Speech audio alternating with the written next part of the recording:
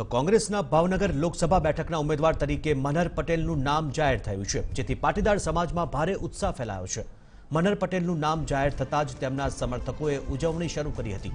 હીરા બજાર અને નીલમબાગ સર્કલ ખાતે કોંગ્રેસના કાર્યકરોએ ફટાકડા ફોડીને ઉમેદવારને આવકાર્યા હતા। મનહર પટેલે વિશ્વાસ વ્યક્ત કર્યો કે તેમની જીત નિશ્ચિત છે।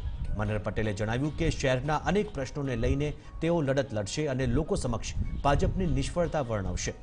આમ ભાવનગર બેઠક પર હવે ભાજપના કોળી ઉમેદવાર ભારતીબેન શિયાળ અને પાટીદાર નેતા એવા મનહર પટેલ વચ્ચે મુખ્ય જંગ જામશે।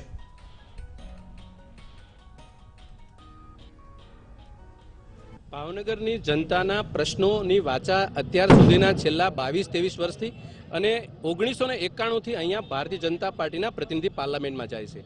હું એને પૂછું કે યુવાનોની રોજગારી માટે એમને શું કર્યું, હું એમને પૂછું અલંગ મૃતપાય કન્ડિશનમાં પડ્યો છે એને શું કર્યું।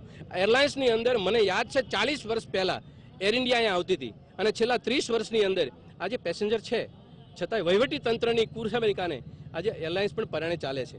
ભાવનગર જનતાની ભૂલ શું કે ડાયમંડ ઇન્ડસ્ટ્રીઝ અહીંથી શિફ્ટ થઈને સુરતમાં ગયો। હું એ સરકારને પૂછું છું કે અલંગ ઇન્ડસ્ટ્રીઝ આજે નાશવંત કન્ડિશનમાં કેમ છે।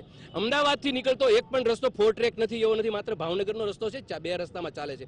હજારો લોકો ત્યાં મોતને ભેટે છે। આ ભાવનગરના જનતાના મેમ્બર ઓફ પાર્લામેન્ટ અને 9 ધારાસભ્યો ચૂંટાય છે, એ પાર્લામેન્ટમાં કે વિધાનસભામાં કરે છે શું? આ પ્રશ્ન એટલે જનતાનો છે।